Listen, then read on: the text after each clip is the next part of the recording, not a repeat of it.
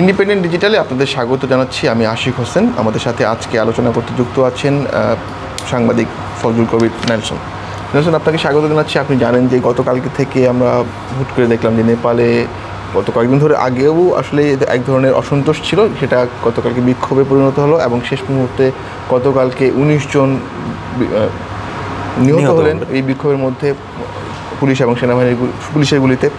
আজকেও নতুন করে সেই বিক্ষোভের যে চলমানতা সেটাও আজকে আমরা লক্ষ্য করেছি এবং আজকে এর মধ্যে নেপালের প্রধানমন্ত্রী পদত্যাগ করেছেন। এবং শুধু তাই নয়, বিভিন্ন যে মন্ত্রীরা রয়েছেন নেপালে তাদের বাড়িতে হামলা হয়েছে, সাবেক প্রধানমন্ত্রীর উপরও হামলা হয়েছে।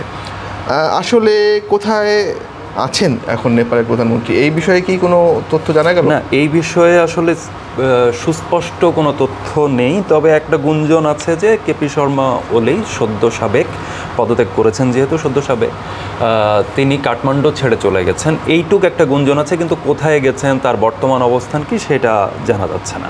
যেটা বলছিলেন যে নেপালের যে বর্তমান যে সিনারিওটা, সেই বর্তমান সিনারিওটা আসলে হচ্ছে রেজ করলো গেল শুক্রবার দিন, যখন হচ্ছে সোশ্যাল মিডিয়ার উপরে একটা ব্যান আরোপ হলো। তো সেই ব্যানের জায়গায় হচ্ছে সেটা তরুণ প্রজন্ম, এটাও জেনজি বিপ্লব। বাংলাদেশে যেটা এসেছিল 24-এ, সেটাকেও জেনজি অভ্যুত্থান হিসেবে বলা হয়েছে, বা শ্রীলঙ্কায় যখন হচ্ছে হলো তারও আগে, তখন সেটাও আসলে জেনজিদের উপস্থিতির জায়গা থেকেই ঘটেছে। তো জেনজিদের যেই সোশ্যাল মিডিয়ার যে কনজাম্পশন এবং তাদের সোশ্যাল মিডিয়ার যে অ্যাক্টিভিটিস, সোশ্যাল মিডিয়া সেন্ট্রিক একটা জেনারেশন এটা, যেটা হয়তো এর প্রিভিয়াস জেনারেশনগুলোর মধ্যে ওইভাবে উপস্থিত না। তারা আন্দোলন করলে রাস্তায় সরাসরি করেন। তো এই জায়গাটাকে আসলে খুবই আক্রান্ত বোধ করেছেন নেপালের তরুণরা।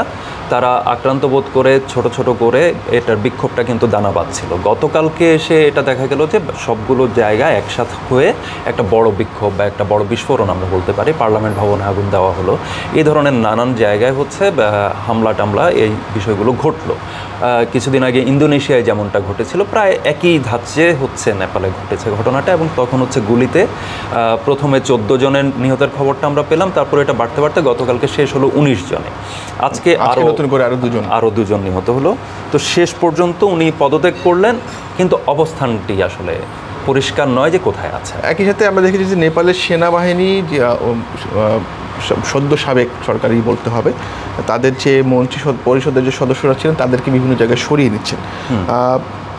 আসলে তরুণদের চাওয়াটা কি, তারা আসলে কি চাচ্ছেন? কারণ আমরা দেখেছি যে মানে সব স্তরের রাজনীতিবিদরাই কিন্তু আক্রান্ত হয়েছেন।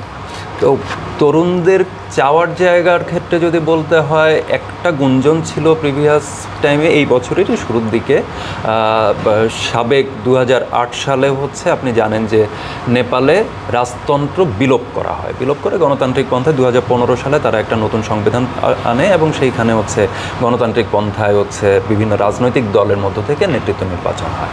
তো সেই সাবেক যেই রাজা জ্ঞানেন্দ্র, তিনি হচ্ছে বিমানবন্দরে নামলেন, একটা বড় ক্রাউড তাকে রিসিভ করলো এবং এক ধরনের সাউন্ড হলো যে এই রাজাকে তারা ফেরত চায়। অর্থাৎ নেপালে গণতন্ত্রের বদলে খুবই আগ্রহোদ্দীপক একটা ঘটনা। আমার মনে হয় পৃথিবীর ইতিহাসে প্রথমবার কিনা আমি জানি না, হতেও পারে যে এটা আমাদের আসলে একটু দেখতে হবে যে গণতন্ত্রে থাকা একটি দেশ সাধারণত দেখা যায় যে রাজতন্ত্র থেকে হচ্ছে গণতন্ত্রের দিকে যায়, বা একনায়কতন্ত্র থেকে হচ্ছে গণতন্ত্রের দিকে যায়। কিন্তু এখানে এক ধরনের রিভার্স ঘটনা ঘটলো যে জ্ঞানেন্দ্রকে তারা ফেরত চাচ্ছে। সেকুলারিজম, যেই গণতন্ত্র আসার পরে যে সেকুলারিজম, নতুন সংবিধানে যে জিনিসগুলোকে হচ্ছে অ্যাড্রেস করা হলো, সেইটা ফেরত উল্টে দিয়ে তারা আবারও হচ্ছে যেই একমাত্র হিন্দু রাষ্ট্র হিসেবে পৃথিবীতে পরিচিত ছিল নেপাল, সেই রাষ্ট্রীয় কাঠামোতে তারা ফেরত যাওয়ার একটা কথা বলল। তো এইটা খুবই একটা বড় ঘটনা। কিন্তু এইবারের যে আন্দোলনটা, যেটার মধ্য দিয়ে প্রধানমন্ত্রী পদত্যাগ করলেন ওলি, কেপি শর্মা ওলি, তো এইটাতে আসলে যে এই তরুণরা আসলে রাজতন্ত্রই চাচ্ছে কিনা সেটাও পরিষ্কার না। মজার বিষয় হলো যে এই যে তরুণরা আন্দোলন করলেন, এটার কিন্তু কোনো সুস্পষ্ট নেতৃত্ব নেই। কে আসলে এই আন্দোলনকে লিড দিচ্ছে সেটা আসলে পরিষ্কার না, এখনও বোঝা যাচ্ছে না। দ্বিতীয় যে একটা অংশ থেকে একজনের কথা আসছে, সেটা হচ্ছে কাঠমান্ডুর মেয়র বালেন্দ্র শাহ।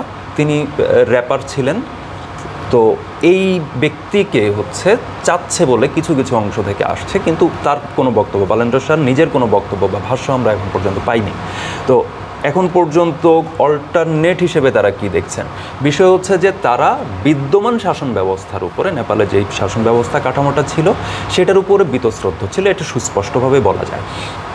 কিন্তু প্রশ্ন হচ্ছে যে কেন রাজতন্ত্র ফেরত চাওয়ার একটা কারণ হতে পারে হচ্ছে এটা যে রাজতন্ত্রকে বিদায় নিল 2008 সালে। আপনাকে একটু থামাই, আমরা মাত্র জানতে পেরেছি যে নেপালের প্রেসিডেন্ট তো এই মাত্র পদত্যাগ করেছেন, সেক্ষেত্রে তো তাদের একটা এই মুহূর্তে তাদের আসলে আমি জানি না পাওয়ার ট্রান্সফারের উপায়টা কি হবে। আমাদের এখানেও যেটা ঘটেছিল আসলে হচ্ছে পাওয়ার ট্রান্সফারের উপায় হিসেবে স্পিকার থাকেন, স্পিকারও পদত্যাগ করার পরে ঠিক একই ধরনের একটা পাওয়ার ভ্যাকুয়াম তৈরি হয়েছিল।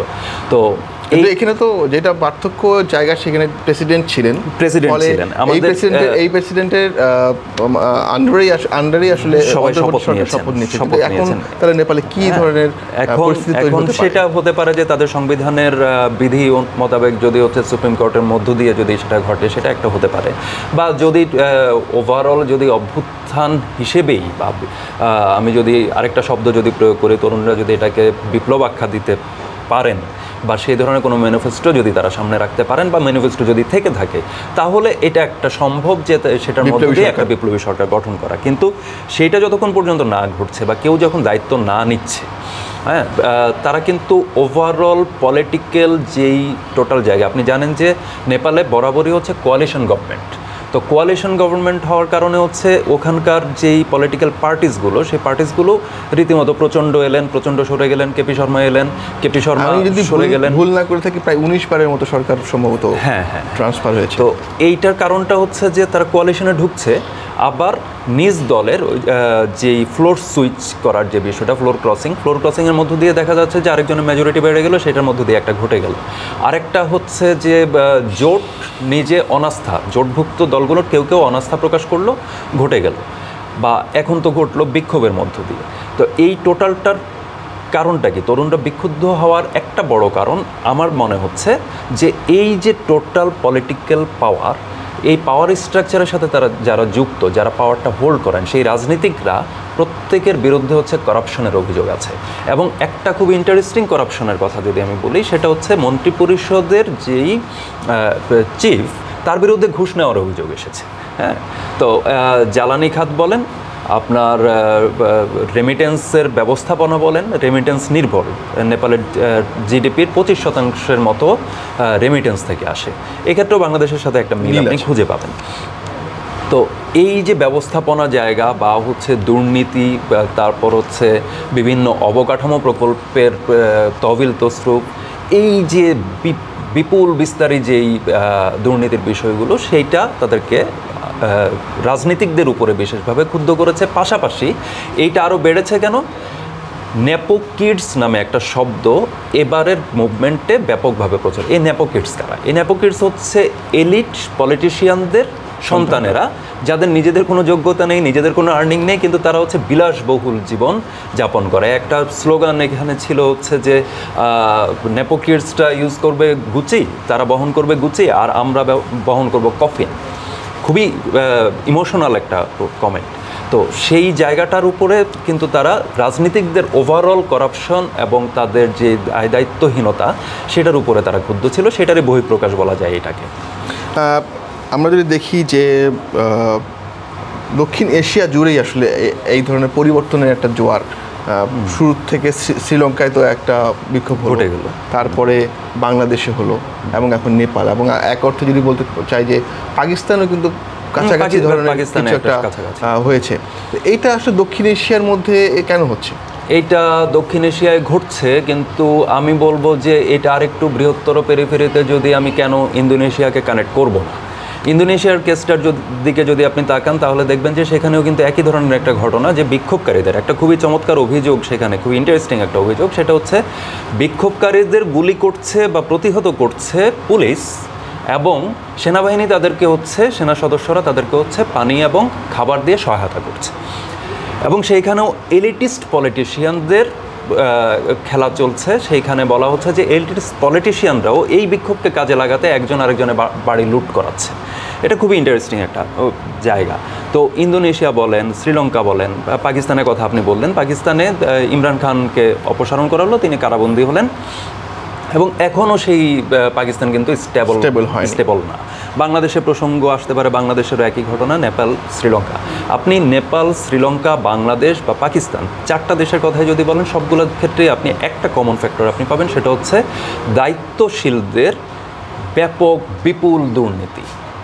এবং দ্বিতীয় হচ্ছে যে স্বজনপ্রীতি বলেন, অব্যবস্থাপনা বলেন, বিচারহীনতা। নেপালের তরুণদের একটা বড় অভিযোগ ছিল যে বিচার, হ্যাঁ, যেমন মাওয়িস্ট রেভলিউশনারি একটা কর্মকাণ্ড দীর্ঘ 2 দশকের মতো নেপালে বিদ্যমান ছিল, 1 দশকের বেশি সময় বিদ্যমান ছিল এবং সেই সময়টাতে প্রচণ্ড সেটার মধ্য দিয়ে উঠে এলেন। তারপর তিনি গণতান্ত্রিক পন্থায় এসে শেষ পর্যন্ত প্রধানমন্ত্রীও হলেন।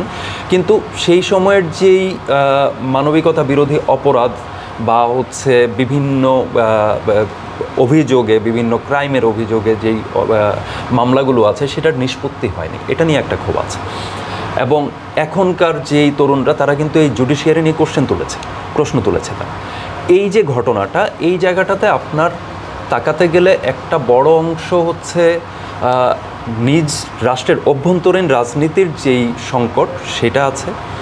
দ্বিতীয় হচ্ছে দুর্নীতির ঘটনাগুলো আছে, ব্যাপক দুর্নীতি যখনই প্রকাশ্যে আসছে, তখন দেখা যাচ্ছে তরুণরা, যেখানে হচ্ছে বেকারত্ব একটা মেজর প্রবলেম যে দেশগুলোতে, আপনি পাকিস্তানেও বেকারত্বের কথা পাবেন একই রকম।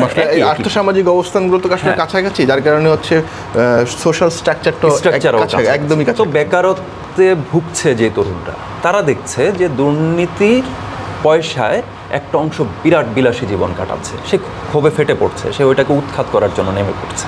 এই জায়গাটাকে আমরা এইভাবে একটা জায়গা থেকে দেখতে পারি। আরেকটা দেখতে পারে যে আন্তর্জাতিক নানান, আমি এই প্রশ্নটা আপনাকে করতে চাচ্ছিলাম যে অনেক সময় অনেকেই এই ঘটনাগুলোর সাথে আন্তর্জাতিক রাজনীতির একটা সংযোগ খোঁজার চেষ্টা করেন। অনেকে বলেন যে বহিঃশক্তি এই ধরনের পরিস্থিতিতে সুযোগ নেওয়ার চেষ্টা করেন, আসলে কি তাই কিনা? এইটা আসলে হচ্ছে একটু এটা তাই কিনা সরাসরি হ্যাঁ বা না উত্তর দেওয়া একটু কঠিন। কারণ আপনার যদি হচ্ছে চাল এবং ডাল যদি না থাকে, খিচুড়ি তো হবে না। শত চেষ্টা করেও কাকর দিয়ে খিচুড়ি রান্না করা যায় না। তো চাল ডাল নিশ্চয়ই আছে, যেটা আমি বললাম যে অভ্যন্তরীণ বিভিন্ন সংকট উপস্থিত থাকার কারণে আপনার ইন্টারেস্ট গ্রুপগুলো সেটাকে ব্যবহার করে তার মতো করে একটা জায়গায় পৌঁছাতে যাচ্ছে। এখন ইন্টারেস্ট গ্রুপ কারা? নেপালের ক্ষেত্রে যদি ধরেন, এটা একটা ল্যান্ডলক কান্ট্রি, চারপাশে পাহাড় এবং হচ্ছে ভূমিবেষ্টিত স্থলবেষ্টিত একটা কান্ট্রি। তাকে যে কোনো আন্তর্জাতিক ডিলে যেতে হলে বা আন্তর্জাতিক কোনো ধরনের ট্রেডে যেতে হলে তার আসলে চীন এবং ভারতকে অ্যাভয়েড করা ছাড়া অ্যাভয়েড করার কোনো সুযোগই নেই। তো সেই জায়গায় নেপালে ভারতের প্রভাব বলয় এটা দীর্ঘদিন ধরে ছিল। জ্ঞানেন্দ্রর অংশটাও হচ্ছে সেই প্রভাব বলয়ে থাকা। তারপরে হচ্ছে যে পলিটিক্যাল পার্টিগুলো তারপর জন্ম নিল এবং মাওয়িস্ট মুভমেন্ট যেটা নেপালে হলো, তারপরও চীনের প্রভাব বেড়ে গেল। এই জায়গাটা এখন আন্তর্জাতিক প্রভাব বলয়ের ক্ষেত্রে যদি আপনি তাকান, আপনার তাকাতে হবে সবার আগে হচ্ছে চীন এবং যুক্তরাষ্ট্রের দিকে। চীন যুক্তরাষ্ট্রের খেলাটা কোথায়? চীন যুক্তরাষ্ট্র, আপনি জানেন যে একটা স্নায়ুযুদ্ধের কাল আমরা অতিবাহিত করছি। স্নায়ুযুদ্ধের কালের মধ্যে চীন যুক্তরাষ্ট্র পরস্পরের সাথে দ্বন্দ্বে লিপ্ত এবং এইটারই ফল হিসেবে ভারতের উপরে শুল্কারোপ ঘটলো। শুল্কারোপের পর হচ্ছে ভারত, বলা হলো আন্তর্জাতিক বিশ্লেষকরা নানা জায়গা থেকে বললেন যে ডোনাল্ড ট্রাম্প ভারতের উপর শুল্ক আরোপ এবং তার উপরে চাপ প্রয়োগের মধ্য দিয়ে আসলে ভারত চীনের মধ্যে বন্ধুত্ব তৈরি করে দিচ্ছেন। অর্থাৎ তার যে অস্ত্রটি তিনি ছুড়ে দিলেন, সেই অস্ত্রের ফল উল্টো আসছে। আপনি জানেন যে গেল 31 আগস্টে সাংহাই কোঅপারেশন যেই মিটিংটি হলো, সেখানে খুবই সিগনিফিক্যান্ট একটা বৈঠক। সেটা হচ্ছে শি জিনপিং, নরেন্দ্র মোদী এবং ভ্লাদিমির পুতিন, 3 জন বৈঠক করলেন। এবং এই বৈঠকটা খুবই গুরুত্বপূর্ণ এই কারণে যে আমার একদিকে ব্রিক্স, আরেকদিকে কোয়াডে কারা আছে? অস্ট্রেলিয়া আছে, জাপান আছে, যুক্তরাষ্ট্র আছে, এরা ভারত আছে। এই 4 দেশ হচ্ছে কোয়াডে আছে। আর ব্রিক্সের মধ্যে হচ্ছে ব্রাজিল, রাশিয়া, ভারত আর হচ্ছে চায়না এবং সাউথ আফ্রিকা। এই যে দুটো ব্লক, এই দুটো ব্লকের দ্বন্দ্বই আসলে হচ্ছে বিশ্বের নানা জায়গায় নানাভাবে হচ্ছে প্রতিফলিত হচ্ছে। এখন ভারত মূলত একটা দেশ যে হচ্ছে কোয়াডেও আছে, ব্রিক্সেও আছে। অর্থাৎ ভারত কোন দিকে যাবে, কোন দিকে হেলবে, সেটার উপরে আসলে অনেক জায়গার অনেক ইকুয়েশন জড়িত হয়ে আছে। এখন যখনই ওই বৈঠকটা হলো, আপনি দেখবেন যে ট্রুথ সোশ্যালে ডোনাল্ড ট্রাম্প একটা পোস্ট করলেন, সেটা হচ্ছে খুবই নৈরাশ্য প্রকাশ করে তিনি একটা পোস্ট করলেন যে ঠিক আছে, ভারত এবং রাশিয়া তোমরা হচ্ছে চীনের কাছে গেছো, তোমরা যদি এরপরে সাফারও করো আমি তোমার দিকে তাকাবো না, আমি কিছু বলবো না। তখন মানে খুবই একটা হতাশাজনক একটা জায়গা। কিন্তু আসলে কি যুক্তরাষ্ট্র হতাশ হয়ে আসন ছেড়ে দেবে? তা তো হওয়ার কথা না। আপনার এইদিকে যখন নেপাল সাংহাই কোঅপারেশন কাউন্সিলের আগে তার এই কেপি শর্মা ওলি একটা ভারত সফর ছিল, গেল 16 আগস্টে ভারত যাওয়ার আগে তিনি কিন্তু চায়না গেলেন। চায়না গিয়ে সেখান থেকে আলোচনা করে তিনি আসলেন। এরপরে এখন একটা টোটাল ভূরাজনীতিতে একটা কথা বেশ চাউর হয়েছে যে চায়না ইফেক্ট, হ্যাঁ, যে চীন ঘুরে আসার পরেই সরকার পতন হচ্ছে। হ্যাঁ, একটা সময় বলা হতো জ্ঞান অর্জনের জন্য চীনে যাও, এখন হয়তো বলা যেতে পারে যে গদি ছাড়তে হলে চীনে যাও। তো সেই জায়গার দিকে যাচ্ছে কিনা, যে আমরা দেখলাম যে কেপি শর্মা ওলিও গদি ছাড়তে বাধ্য হলেন আলটিমেটলি। তো তিনি চীন গেলেন, চীনে কথা বলে এলেন। তিনি কিন্তু নেপালে ব্রিক্সের বিআরআই প্রকল্পের, চীনের বিআরআই যেটা হচ্ছে তার one of the biggest project, সেই বিআরআই প্রকল্পের ইনভেস্টমেন্ট কিন্তু নেপালে আছে। প্যারালালি এমসিসি যেটা হচ্ছে যুক্তরাষ্ট্রের একটা মিলেনিয়াম চ্যালেঞ্জ ইনভেস্টমেন্ট যে প্রকল্পটা, সেইটারও একটা প্রকল্প কিন্তু নেপালে আছে। এই দুইটা হচ্ছে সরাসরি নেপালে দ্বন্দ্বে লিপ্ত। এবং এমসিসি থেকে $500 মিলিয়ন একটা ফান্ড নেপালে অলরেডি প্রবেশ করেছে।